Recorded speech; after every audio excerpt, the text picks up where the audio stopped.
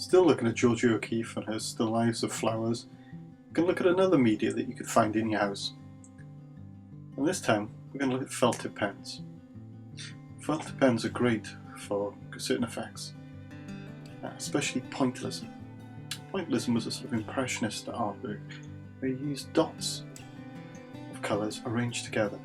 For instance, if you put dots of blue and then tap dots of yellow next to them, from a distance your brain mixes them together and makes green. But in this case, we're just doing different coloured blues to get the gradients of tone. So here I'm doing the darker shadow area, so I'm choosing my darkest blue. I'm dotting it quite closely together to create the effect. Now be patient on this pointillism effect. It takes a long time to build up the colours, but it starts to look terrific once you've got a few of them together.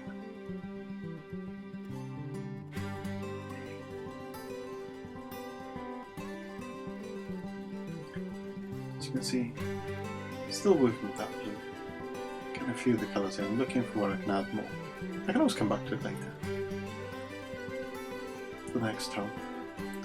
Slightly lighter blue, just working over the top of it to fill in some of that white area. It stands out. I want to make this look like the darkest area on the picture. Looking at the edge of the fragile edge of the petal of the flower. I'm working in for some of the sort of the little veins that run through the petals.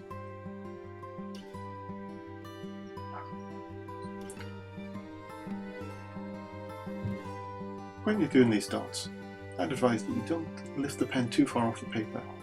Just keep it a millimetre or so off, so when you're tapping the pen on the paper, you're not actually moving your hand much at all. Just a few millimetres each dot.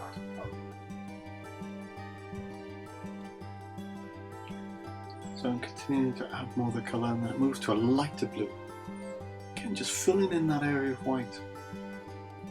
It's okay having a little bit of white on there, it kind of lightens it.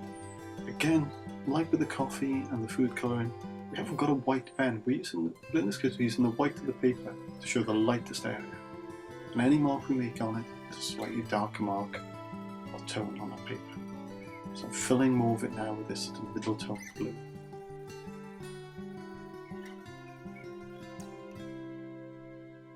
I'm using a darker purpley colour here to really identify some of the darker tones. If I just coloured it in, it would look very obvious. But just adding here's the subtlety, it's really starting to highlight some of the gaps between the panels.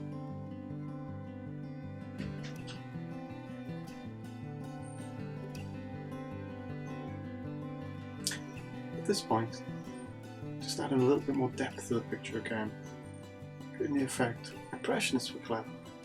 They realised the shadows weren't just a darker version. Sometimes you needed to add another colour to it. In this case I'm just going to add a little bit of purple to the image to add a little bit more depth to the picture.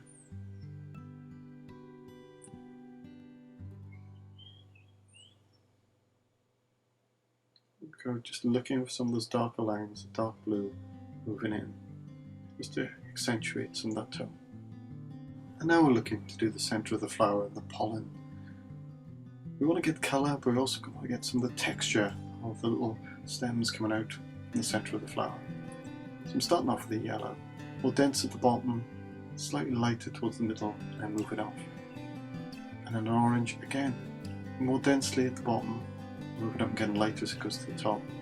An indication that the light source is kind of hitting the middle of that. Choose a red here, just add even more depth to this. Finish the flower there. I feel I could have added some greens and yellows to the background, but over to you now. Good luck.